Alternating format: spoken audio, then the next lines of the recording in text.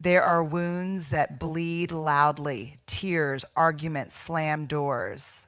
And then there are the quiet ones, the bruises you can't point to, the ones that live beneath the surface of your chest. These are the bruises born from deception.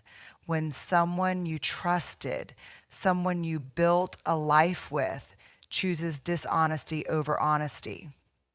And the pain isn't just about the lie, it's about what the lie says. You didn't matter enough to be told the truth. Deception in a relationship isn't always as dramatic as a double life or a grand betrayal. Sometimes it's subtle, small lies, concealed emotions, truths twisted into more convenient versions. But make no mistake, even quiet deception is a form of emotional violence. It teaches the person being deceived that their perception of reality isn't safe. It warps their sense of what's real.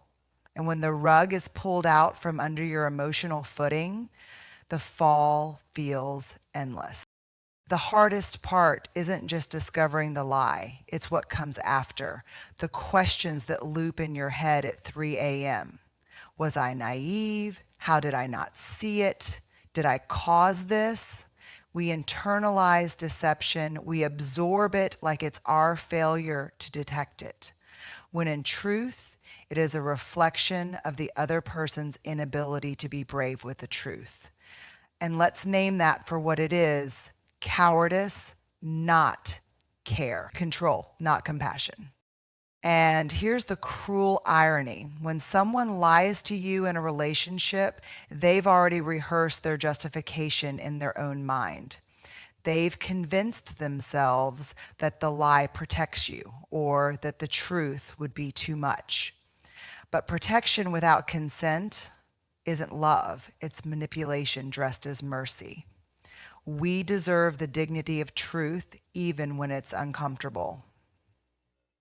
Especially then. When trust is shattered by deception, something fundamental shifts. You don't just lose faith in the person, you start questioning your ability to ever trust again. That's the hidden cost. The way you second guess future relationships, how you scan new partners for signs of deceit, how your nervous system braces for pain where there should be peace. It doesn't just change how you see them, it changes how you see yourself.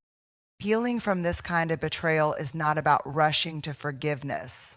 It's about choosing self-respect over reconciliation. It's about drawing a line in the sand that says, I am worthy of truth. And that boundary is sacred. Because if you erase it too quickly, you're teaching people that lying to you has no real consequence. You are not a doormat for their moral failures. You are a human being whose trust is valuable currency. Sometimes people ask, shouldn't I forgive to move on? And the answer is, you can forgive for yourself to release bitterness from your body, but forgiveness doesn't always mean return. Not everyone who betrays you deserves a second chance to do it again. Trust, once broken, isn't rebuilt through words. It's rebuilt through consistent, courageous truth-telling over time. And some people simply aren't willing to do that work. So if you're carrying the weight of deception, if you feel that invisible bruise, let yourself name it. Let yourself grieve it. Let yourself be angry if that's what healing asks of you. And then when you're ready, don't try to patch the relationship. Try to patch the wound in you. The person who lied may never understand the damage they caused, but you can choose not to live under the shadow of their silence. You can choose to be fiercely loyal to your own truth from this moment forward. There's a kind of loneliness that's louder than being alone. It's the silence that lives inside a relationship where your partner is physically present but emotionally vacant. They sit beside you, they share meals with you, they sleep next to you, and yet you feel like you're reaching out in the dark, grasping for someone who stopped being reachable long ago. This is emotional abandonment. It is one of the most invisible betrayals and often one of the most excruciating. Emotional abandonment doesn't come with slammed doors or raised voices. It creeps in like fog, slow, quiet, and thick. You begin to notice how conversations grow shallower, how eye contact fades, how your dreams, your fears, your feelings no longer seem to register with the person you once called home. You tell them something important, something vulnerable, and they nod, distracted, more engaged with a screen or a schedule than with your soul. And you wonder, did I disappear or did they? The hardest part of this betrayal is that it's difficult to name. There's no clear moment of infidelity, no evidence of deceit, but your heart knows, your body knows. You feel the ache of being unseen, the grief of being unloved in the way you need, even when the person says they love you. Because love without emotional presence becomes a ghost, a shell of what it promised to be. You start to shrink. You begin editing your emotions, walking on emotional eggshells, trying not to be too much. You stop initiating deep talks because they don't lead anywhere. You begin to doubt your worth, your needs, even your sanity. Maybe I expect too much. Maybe I'm needy. Maybe this is just what long-term love feels like. But deep down, you know this isn't love with maturity. It's love gone missing. When someone chooses emotional withdrawal over engagement, they're not just distancing themselves, they're denying you the intimacy you signed up for.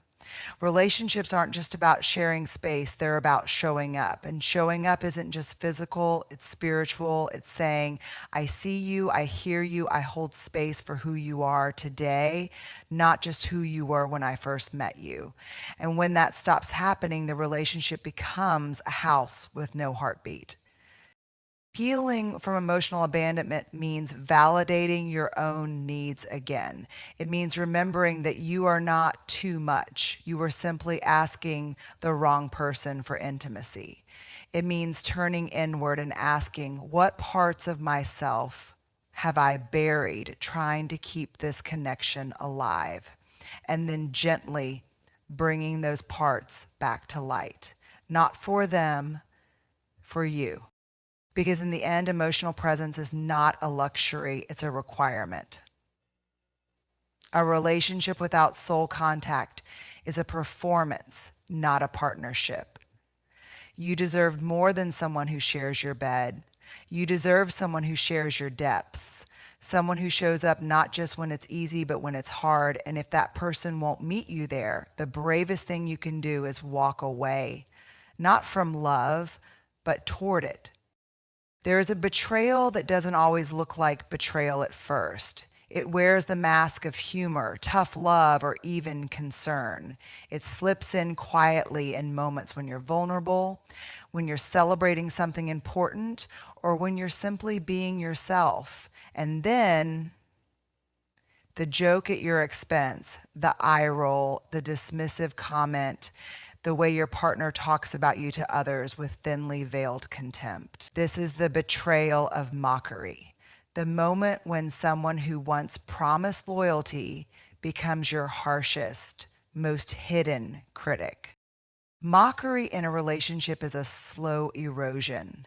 It doesn't start with full-blown humiliation.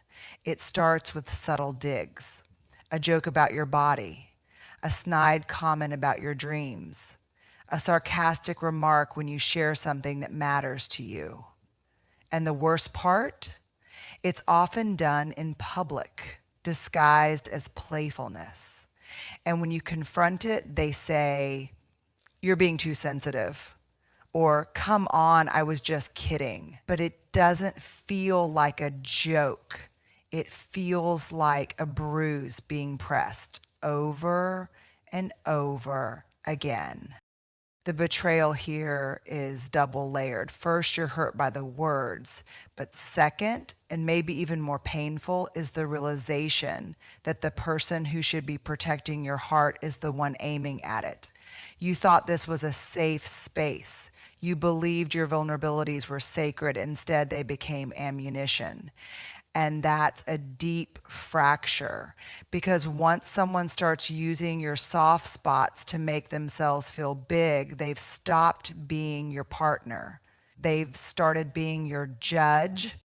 This kind of criticism isn't about helping you grow. It's about controlling how you're seen. It's about power, not partnership. And over time, it changes you. You stop sharing as openly. You second guess your instincts. You wonder, am I really that awkward, that emotional, that over the top? But those aren't your questions. Those are the questions planted by someone who is supposed to love you, not edit you. What makes this betrayal so damaging is its intimacy. Strangers can't hurt you this way.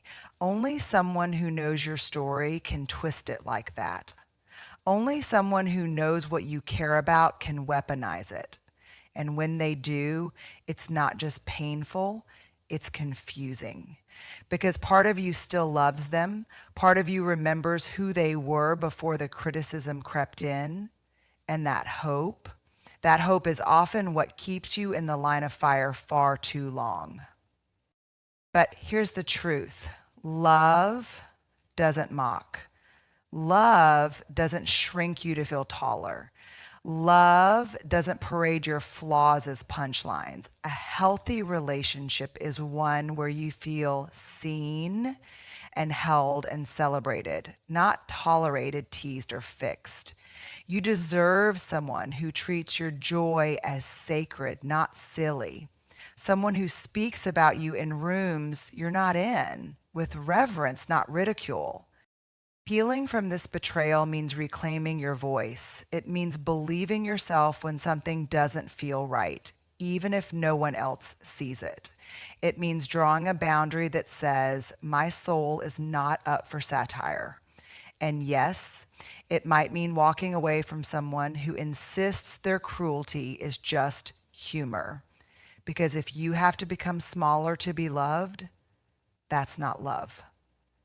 That's performance. And your spirit was made for more than someone else's stage. So if you felt the sting of subtle mockery, the slow leak of love into contempt, trust that feeling. Don't wait for it to become louder or more obvious. The first signs are enough. Your peace matters. Your dignity matters. You are not here to be someone's project, someone's punchline, or someone's backstage secret. You are here to be met with care, kindness, and courage. Anything less is not loyalty. It's betrayal in disguise. There's a particular kind of betrayal that doesn't come from someone else. It comes from within. It happens in the quietest moments, often unnoticed by the outside world. It's when you swallow your truth to avoid conflict, when you silence your needs so someone else can stay comfortable, when you smile even though something inside you is begging to speak. This is self-betrayal. And while it may look like keeping the peace, what it really costs is your wholeness. At first, it feels noble. You convince yourself you're being mature, that you're choosing love over ego, that you're preventing unnecessary drama. You tell yourself, this isn't worth the fight, or they won't understand anyway. But peace that comes at the expense of your truth is not peace. It's suppression. It's a slow denial of who you are. And the more often you do it, the more disconnected you become from your own voice. You start to lose sight of what you really feel, what you really want, what you really believe. The betrayal builds quietly. You let things go. The comment that hurt, the boundary that was crossed, the apology that never came. You stay quiet during moments that deserve a roar. And each time you mute yourself, a part of you whispers, we mattered less again today. Over time, that whisper turns into a weight. You carry the burden of unspoken truths like stones in your chest until even breathing feels like a negotiation with your own heart. What makes self-betrayal so hard to confront is that it's often praised. People may call you easygoing, low maintenance, chill, but what they're really applauding is your ability to disappear for their comfort. And maybe deep down, you learned that survival meant being agreeable, that love was conditional and speaking up was dangerous. But you're not here to be agreeable. You're here to be real. And your voice is not a weapon, it's a birthright. Reclaiming yourself from self-betrayal isn't easy. It requires you to disappoint people, to risk being misunderstood, to have uncomfortable conversations. But the alternative, living in a constant state of internal dissonance, is far more costly. You cannot build authentic love on a foundation of silence. Love that asks you to vanish is not love. It's control dressed in affection. And every time you speak your truth, even if your voice trembles, you come back home to yourself. So if you've been staying quiet to keep the peace, it's time to ask, whose peace is this really? And what would happen if just once you chose your truth instead? Because your silence does not protect you.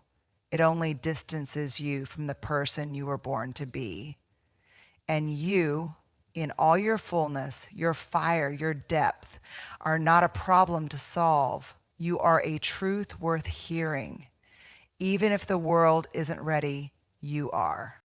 Forgiveness is one of the most misunderstood concepts in the emotional world. We're told that to be good, to be evolved, to be loving, we must forgive. And it's true, forgiveness can be an incredibly powerful force. But here's the part we're rarely taught. Forgiveness and reconciliation are not the same thing. You can release someone from your resentment and still never let them back into your life. In fact, sometimes the greatest act of love for yourself is keeping them out. Forgiveness is an inward act. It's about choosing not to carry the poison of bitterness in your system. It's about loosening the grip that the past has on your nervous system, your body, your future. But boundaries, boundaries are the outward response. They are the expression of self-respect that says, I've learned from this. When someone crosses a line emotionally, spiritually, or physically, it is not cruel to hold a boundary. It is sacred. It says, I can forgive you and still protect myself from being hurt again. There is a myth that if you're truly healed, you should be able to let the person back in. That if you're still guarding your space, you're somehow stuck in anger or fear. But that's not true. Wisdom often speaks through boundaries. You are allowed to say, I wish you well. I've done my inner work and I still don't want you back in my life. That is not cold. That is clarity. That is choosing safety and integrity over performance and pressure. Too many people think they owe second chances just because they found peace. But peace isn't a pass for someone to hurt you twice. Peace doesn't mean forgetting. It means remembering differently.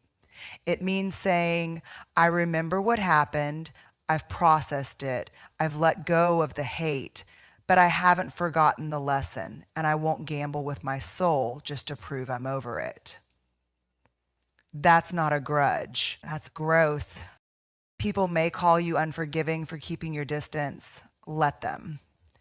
They don't know the nights you cried, the hours you questioned your worth, the strength it took to stop blaming yourself for what someone else chose to do. Forgiveness is a door you open within. Re-entry is a door they have to earn with truth, accountability, and time. And some people never will. That's not your burden to carry. It's their path to walk. So let this be your reminder. You can forgive someone fully and still choose to love them from afar or not at all.